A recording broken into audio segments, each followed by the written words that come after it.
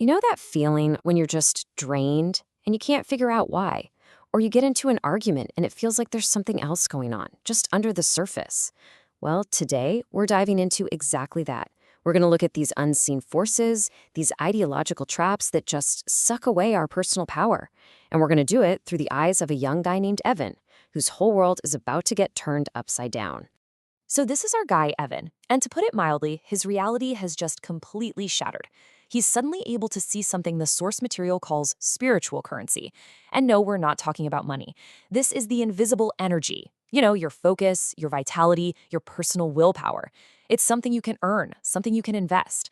But, and this is the scary part Evan's about to discover, it can also be stolen. And that puts him right in the middle of some very, very real danger. Okay, so the scene starts somewhere totally normal. It's just Evan in his friend's car after school. But the vibe is just off. His friend Diesel is blasting this music, and it's got this brutal, jagged rhythm. It's not just loud, it feels like a physical assault. Evan's literally feeling sick to his stomach, like every single beat is a punch to the gut. And get this, listen to how Diesel justifies it. He's like, this is my therapy. He calls it an eraser for all the stress in the world. He's totally convinced he's fighting back, numbing out all the chaos from the outside with even louder noise on the inside. But here's the real question, right? Is he actually erasing the pain, or is he just feeding something else entirely? And that's when things get weird. Suddenly, this mysterious guy that Evan calls Lord Blue just appears in his mind. And he offers this totally different, kind of chilling perspective. He's basically saying the music isn't a shield. No way.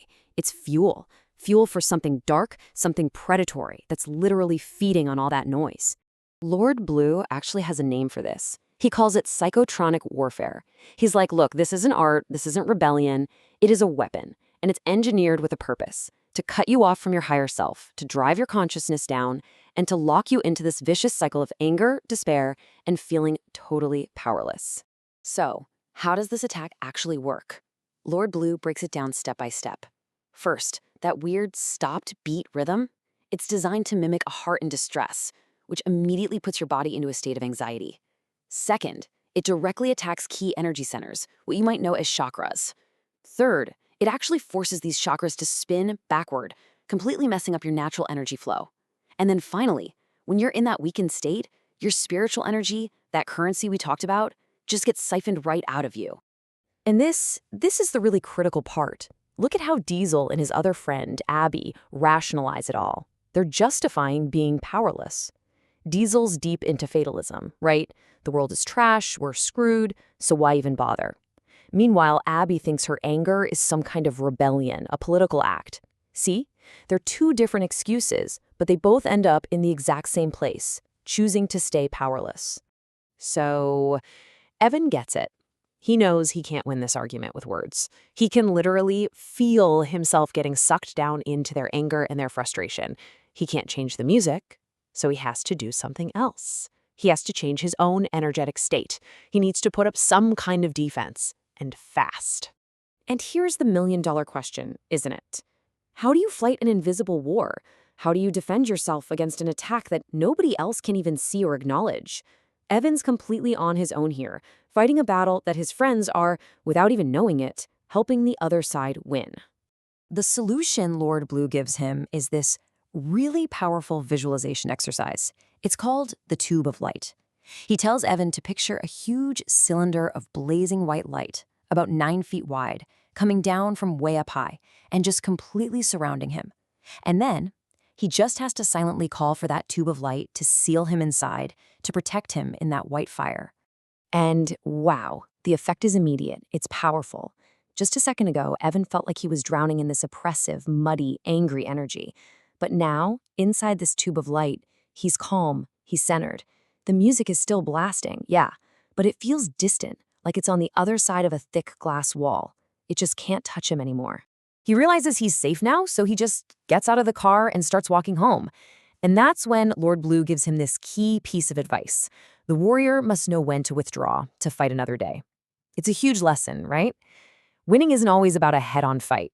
Sometimes the smartest move is just to protect your own energy so you can fight when it really matters.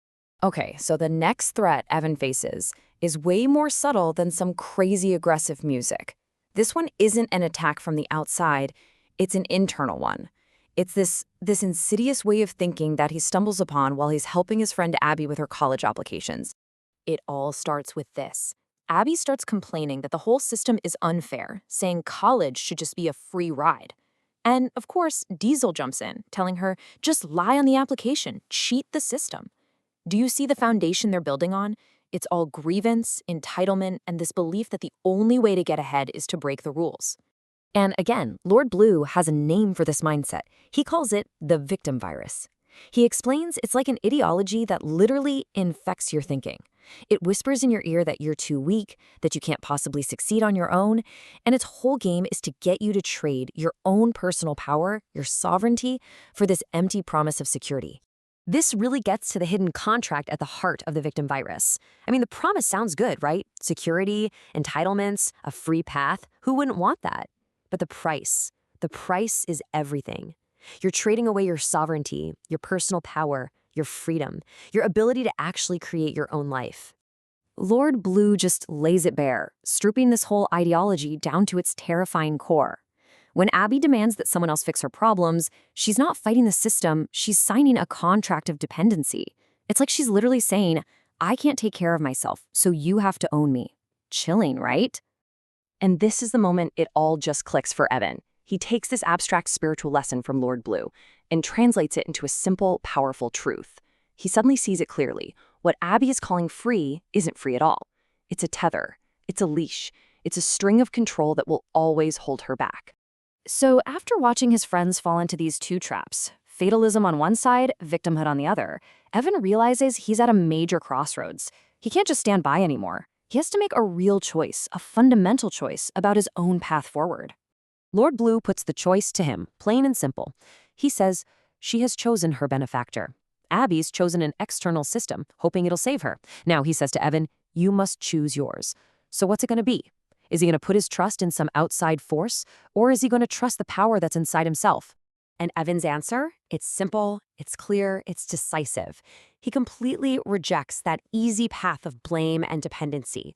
He chooses the harder road, the one that requires self-reliance and taking personal responsibility. He chooses independence. Now, Lord Blue makes it really clear that this choice isn't free. There's a cost. He says the interest is high. It's going to demand constant work, a real willingness to face challenges head-on. But the payoff? Well, the dividends are eternal. We're talking about true sovereignty, authentic personal power. And so Evan's journey kind of leaves us with a huge question for our own lives, doesn't it?